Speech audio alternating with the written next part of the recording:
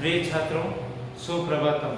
आज हम अपनी पाठ्य पुस्तक सेमुसी का 5वां पाठ पढ़ेंगे, सुक्ति मुक्तिकम। सेमुसी का 5वां पाठ है सुक्ति मुक्तिकम। इसका हम पार्ट 1 पढ़ रहे हैं। सबसे पहले हम पाठ की भूमिका का अनुवाद करेंगे, तो इसको आप ध्यान से समझें। प्रस्तुतः अयं पाठः नैतिक शिक्षाणां प्रदायकरूपेण वर्तते। प्रस्तुत यह पाठ नैतिक शिक्षा की प्रदायक भूमिका के रूप में माना जाता है। इससे हमें नैतिक शिक्षाओं का आदान प्रदान होता है, नैतिक शिक्षा प्राप्त होती है। अस्मिन् पाठांश से विविध ग्रंथेभ्यः, इस पाठ के अंश में विविध ग्रंथों से संग्रह करके यानी संकलन करके नाना नैतिक शिक्षा बोधक पद्यानि, विविध प्रकार की नैतिक शिक्षाओं से युक्त बोधक पद्यों को ग्रहितानि सन्ति, ग्रहित किया गया है। इसमें विविध प्रकार के ज्ञान के संग्रहण को नैतिक शिक्षा के दायक बोधक पद्यों को ग्रहित किया गया है। अत्र सदाचरणस्य महिमा, यहाँ पर सदाचार की महिमा, प्रियवाण्याः आवश्यकता, प्रियवाणी की आवश्यकता, परोपकारिणां स्वभाव, परोपकारियों का स्वभाव, गुणार्जनस्य प्रेरणा, गुण के अर्जन की प्रेरणा। हमको गुण जहाँ से ज्ञान प्राप्त होता उसको हमें किस प्रकार ग्रहण करना, उसके बारे में। मित्रतायाः स्वरूपम, मित्रता का स्वरूप, श्रेष्ठ संगते प्रशंसा, श्रेष्ठ संगति की प्रशंसा, तथा च और सत्संगते प्रभाव, सत्संगति का क्या प्रभाव होता है उसके बारे में। इत्यादि नाम विषयाणाम, इत्यादि विषयों का निरूपणम अस्ति, निरूपण किया गया है, यहाँ पर इसको बताया गया है। संस्कृत साहित्य नीति ग्रंथानां समृद्धा परंपरा दृश्यते। संस्कृत साहित्य में नीति ग्रंथों की एक समृद्ध यानी बहुत ही विस्तृत परंपरा दिखाई देती है। तत्र प्रतिपादित शिक्षाणां, वहाँ पर प्रतिपादित शिक्षाओं का अनुगमनं कृत्वा, अनुगमन करके जीवन साफल्य कर्तुं शक्नुमः, हम अपने जीवन को सफल बना सकते हैं। ये पाठ की भूमिका है, तो इसका आपको कोई अनुवाद नहीं लिखना है। अब अनुवाद आपको सप्रश्न हिंदी अनुवाद इन श्लोकों का करना है। तो सबसे पहले हम श्लोक पढ़ेंगे, उसके बाद में श्लोक का आपको अन्वय लिखना है, फिर आपको अनुवाद लिखना है। संदर्भ प्रस्तुत यह श्लोक हमारे पाठ्य पुस्तक सेमुसी के 5वें पाठ सुक्ति मुक्तिकम से लिया गया है। फिर प्रसंग प्रस्तुत इस श्लोक में हमें चरित्र की शिक्षा के बारे में दिया, जहाँ पर जिस श्लोक का जैसा बताया जाए वो लिखना है। फिर आएगा अन्वय, उसके बाद आप अनुवाद लिखें। तो पहला श्लोक देखते हैं हम। वृत्तम यज्ञेन संरक्षेत, वित्तम एति च याति च, अक्षिणो वित्ततः क्षीणो, व्रतस्तस्तु हतो व्रतः। सबसे पहले हम अन्वय कर रहे हैं, तो अन्वय देखें। वृत्तम यज्ञेन संरक्षेत, ये लाइन है जैसे कैसे चल रही है। वित्तम एति च और याति च, यानी ये पूरी लाइन है जैसे जैसे। इस शब्द को आप थोड़ा अलग करके लिखें। वित्तम प्लस एति, अक्षिणो वित्ततः क्षीणो, अक्षिणो वित्ततः क्षीणो, व्रतस्तस्तु हतो व्रतः। ये पूरी लाइन है जैसी जैसी आएगी, पर ये क्रमांक हम इसलिए डाल रहे ताकि आगे वाले श्लोकों में कोई शब्द आगे पीछे होगा तो आप इस क्रमांक से इस वीडियो को देख करके उसको पकड़ लें। उसके बाद अन्वय लिखें, फिर अन्वय करने के बाद आप अनुवाद लिखें। पहले संदर्भ, फिर प्रसंग, फिर अन्वय, फिर अनुवाद और उसके बाद व्याकरण ज्ञान। तो वृत्तम यज्ञेन संरक्षेत, व्यक्ति को चाहिए मनुष्य, यहाँ आप मनुष्य भी लिख सकते हैं। शुरुआत में मनुष्य,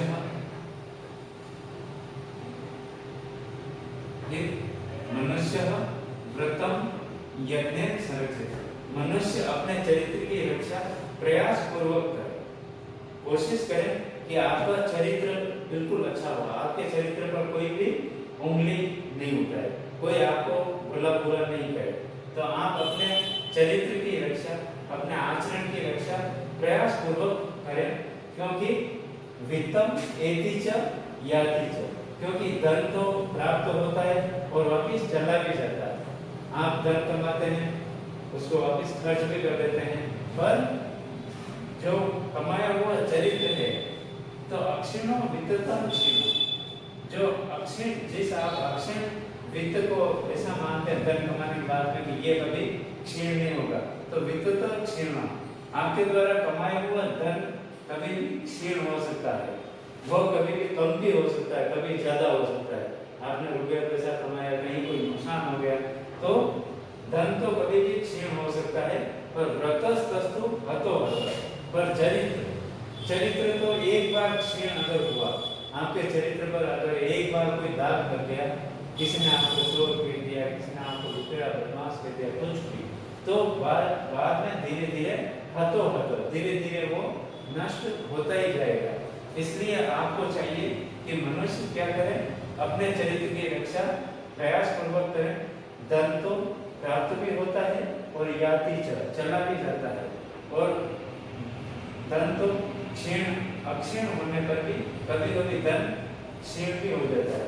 धन को आप कमाते जाएं, कभी एक साथ वो नष्ट भी हो जाता है, पर नष्ट होने के बाद आप उस धन को वापस कमा सकते हैं, किंतु व्रतस्तस्तु हतो, किंतु चरित्र तो एक बार अगर नष्ट हो गया तो अधो उसका पतन होता रहेगा। इस प्रकार ये श्लोक कंप्लीट होता है। अब दूसरा श्लोक देखें। दूसरा श्लोक है श्रूयताम धर्म सर्वस्वम श्रुत्वा चैवावधार्यताम आत्मनः प्रतिकूलानि परेषां न समाचरेत्। धर्म सर्वस्वम इति सर्वे श्रूयताम। पहला शब्द ये धर्म सर्वस्वम, अब ये लिखे इति श्रूयताम, और श्रुत्वा चैवावधार्यताम च एव और अवधार्यताम। यहाँ पर आपके तीन शब्द हैं, च प्लस ए प्लस अवधार्यता।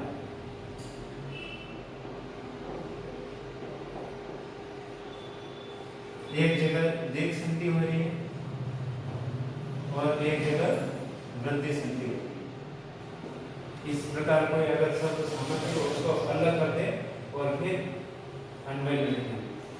धर्म सर्वस्वम इति श्रूयताम श्रुत्वा च एव अवधार्यताम परम, यहाँ पर परम लिखें, परम आत्मनः प्रतिकूलानि परेषां न समाचरेत्। अब ये पूरा अन्वय हो गया, आपको अन्वय इसी क्रम में करना है।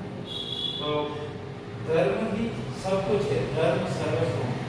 आपको जिस प्रकार की शिक्षाएं दी जाती है, सत्य बोलना चाहिए, माता पिता के चरण स्पर्श करना चाहिए, हमें अपने कर्तव्य के प्रति वफादार, हम बहुत सारी बातें सुनते हैं, कर्तव्य के प्रति वफादार रहना चाहिए, कर्म भूमि को प्रणाम करना चाहिए, घर में जो भी बड़े हमसे ज्येष्ठ हैं, गुरु हैं, उनका कहना मानना चाहिए, ये सभी धर्म की बातें हैं। तो धर्म सर्वस्व इति श्रूयताम, धर्म ही सब कुछ है, धर्म बहुत कुछ है, ये हम लोगों के द्वारा सुना जाता है। तो श्रुत्वा च एव अवधार्यताम, वो सुन करके हमें उसकी अवधारणा भी करनी चाहिए, उसको हमें पालना भी चाहिए।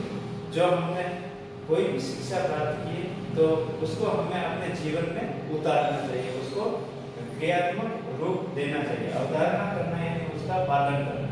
जो भी शिक्षा आपने प्राप्त की, जैसे सत्य बोलना, धैर्य रखना, माता पिता के चरणों को छूना, प्रभु भक्ति करना, ये सभी धर्म की बात है।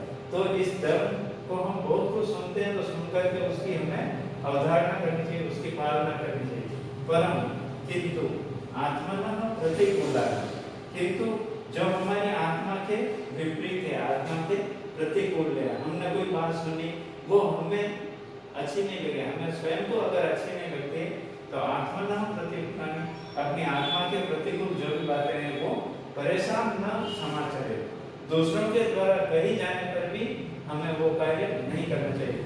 जैसे कई बार हमारा कोई मित्र ऐसा होता है, कोई कहीं से सामाजिक कुछ ऐसी शिक्षा प्राप्त होती है जो हम देख लेते हैं वो कार्य हमें नहीं करना है, तो अगर हमारी आत्मा इसके विपरीत, हमारे आत्मा के वो प्रतिकूल है, तो वो परेशान अपनी न समाचार, दूसरों के द्वारा कहे जाने पर भी वो कार्य हमें नहीं करना चाहिए। इस प्रकार ये दूसरा श्लोक भी कंप्लीट होता है। अन्वय आपको इसी क्रम में लिखना है, संदर्भ प्रसंग लिखने के बाद अन्वय, फिर आप इसका हिंदी अनुवाद लिखिए। आगे वाला श्लोक,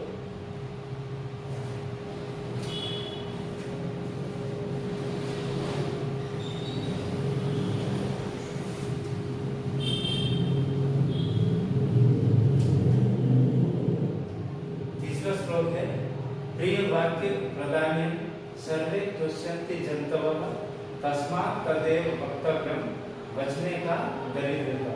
ये चाणक्य नीति से दिया गया है।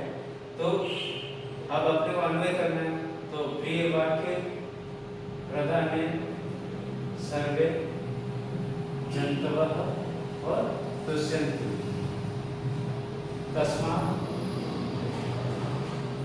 यहाँ पर एक शब्द और लिखे तस्मात् तु तदेव प्रिय वाक्यम, यहाँ पर बीच में आपको प्रिय वाक्यम लिखना है।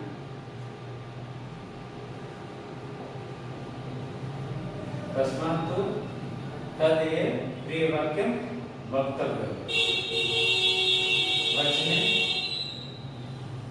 का और दरिद्रता। अब ये आपके अन्वय पूरा कंप्लीट हो गया। ये चाणक्य नीति से दिया गया है। प्रिय वाक्य प्रदान सर्वे जन्तवः तुष्यन्ति तस्मात् तु तदेव प्रिय वाक्यम वक्तव्यम, बचने का दरिद्रता। आगे आप अस्ति भी जोड़ सकते हैं। प्रिय, मधुर और मीठी वाणी के आदान प्रदान से हम जो भी बोल रहे, जैसा भी बोल रहे, वो प्रिय, मधुर और मीठी वाणी से युक्त होना चाहिए। तो प्रिय वाक्यों का आदान प्रदान करने से सर्वे, सभी, जन्तवः तुष्यन्ति, सभी प्राणी संतुष्ट होते हैं। तो प्राणी में हम इंसान भी आगे और चीटी गज तक जो भी पशु पक्षी है वो भी आगे। तो इसीलिए जंतु शब्द का बहुवचनांत लिया है, गुरु, गुरु, गुरुवः। तो जंतु, जंतु, जंतवः उकारण पुल्लिंग का बहुवचन है। तो सभी प्राणी तुष्यन्ति, संतुष्ट होते हैं। आप मधुर मीठी वाणी बोले तो आपके पास जो पशु पक्षी हैं वो भी आपकी तरफ खींचे चले आएंगे, आपकी मधुर वाणी को सुनते थे आपकी इर्द गिर्द घूमने लग जाएंगे। ऐसे आप मधुर मीठी वाणी बोलेंगे तो कहीं आपके जो शत्रु हैं वो भी आपके मित्र बन जाएंगे। तो तस्मात् तु तदेव, तब तो ठीक वैसे ही प्रिय वाक्य वक्तव्य, ठीक वैसे ही हमें प्रिय वाणी बोलनी चाहिए। बचने का दरिद्रता, बोलने में किसी दरिद्र, बोलने में अगर आप तनाव युक्त कोई गहरा आघात पहुंचाने वाली आक्रोश युक्त बात करते हैं, गुस्से से बात करते हैं, तो आपको शारीरिक और मानसिक क्षति होती है। पर मधुर और मीठी वाणी बोलने पर आप स्वयं संतुष्ट रहते हैं और दूसरे प्राणी भी संतुष्ट रहते हैं। तो तस्मात् तु तदेव प्रिय वाक्यम वक्तव्यम, तब तो हमें ठीक वैसी ही वाणी बोलनी चाहिए। बचने का दरिद्रता, बोलने में कैसी गरीबी। ये आपके तीसरा श्लोक कंप्लीट हो गया। अब चौथा श्लोक देखें। चौथा श्लोक है परोपकार की महिमा। परोपकार का ये सुभाषित रत्न भंडागारम से दिया गया। ये जो भी है ये पुस्तक का नाम है, ये चाणक्य नीति, चाणक्य के द्वारा रचित ये सुभाषित रत्न भंडागारम अच्छे श्लोकों का एक संग्रह रूप है। पिबन्ति नद्यः स्वयं एव नाम्भः, स्वयं न खादन्ति फलानि दर्श, नादन्ति सस्यं फलोवारिवाः, परोपकाराय सतां विभूते। आपने एक श्लोक पहले पढ़ा होगा, परोपकाराय वहन्ति नद्यः, परोपकाराय दुहन्ति गावः, ऐसा श्लोक। तो ठीक वो का वही अनुवादित संस्कृत का ये दूसरा श्लोक है। तो नद्यः, अम्भः, यहाँ नाम को लिखा हुआ है तो न प्लस अम्ब 200 दीर्घ संधि होगी। नद्यः अम्बः स्वयं एव न और पिबन्ति। एक लाइन पूरी हो जाती है। नद्यः अम्बः स्वयं एव न पिबन्ति। ऐसे ही वृक्षः स्वयं फलानि न खादन्ति। वृक्षः स्वयं फलानि न खादन्ति। अब तीसरी लाइन वारिवाह खलु सस्यम न आदन्ति या नादन्ति भी देंगे तो भी चलेगा, पर यहाँ पर दो शब्द हैं न प्लस आदन्ति। यहाँ पर भी एक संधि है।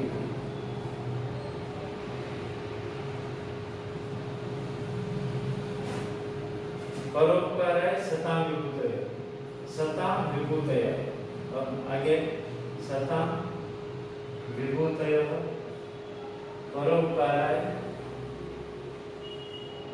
परोपकाराय के बाद एक संधि। इस तरीके से यह अन्वय यहाँ पूरा हो जाएगा।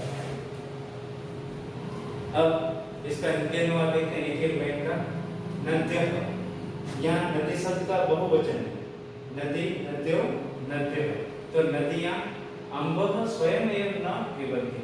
नदियाँ अपना जल, अम्ब का अर्थ होता है जल या पानी, तो नदियाँ अपना पानी स्वयं एव न पिबन्ति, स्वयं नहीं पीती है। अर्थात नदियाँ परोपकार के लिए बहती है। नदी अगर बहती है तो ही जितने भी क्षेत्र हैं वो सिंचित होते हैं, वृक्ष पुष्प पल्लवित होते हैं, धन धान्य की उपज होती है जो कि हम सभी प्राणियों के उपभोग के लिए होती है। तो नदियाँ अपना जल स्वयं नहीं पीती, वो अपना जल सदैव क्या करती है, दूसरों को प्रदान कर देती है। कभी भी दूसरों के लिए ही वो परोपकार के लिए कार्य करती है। ठीक वैसे ही वृक्षः फलानि स्वयं न खादन्ति। वृक्ष भी अपने फलों को स्वयं न खादन्ति, स्वयं नहीं खाते।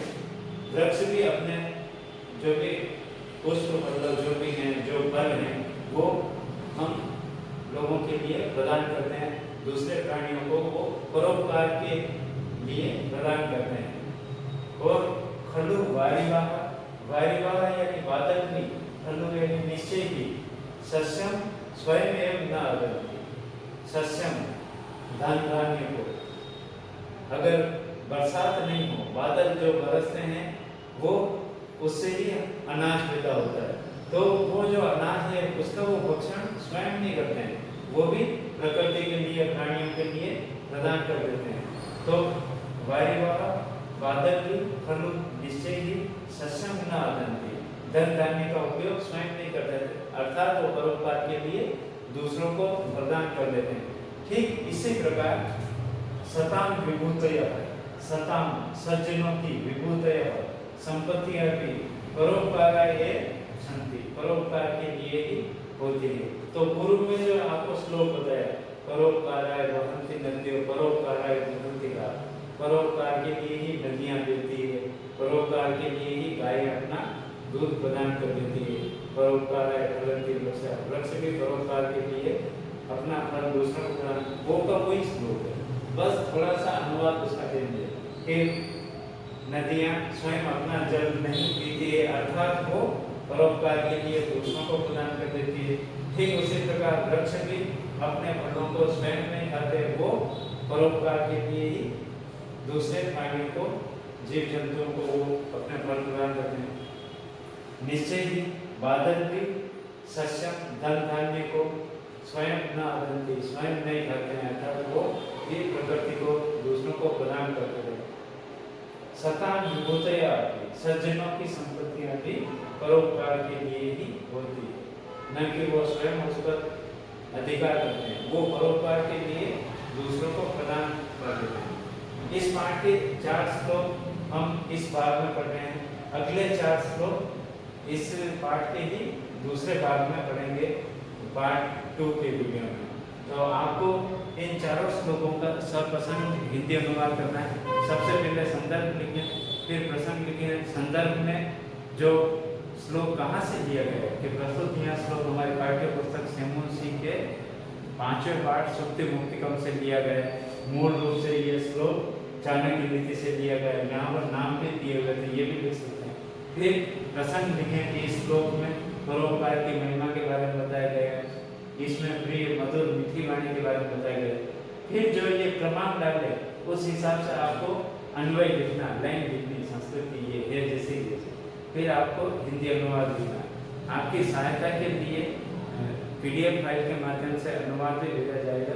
धन्यवाद।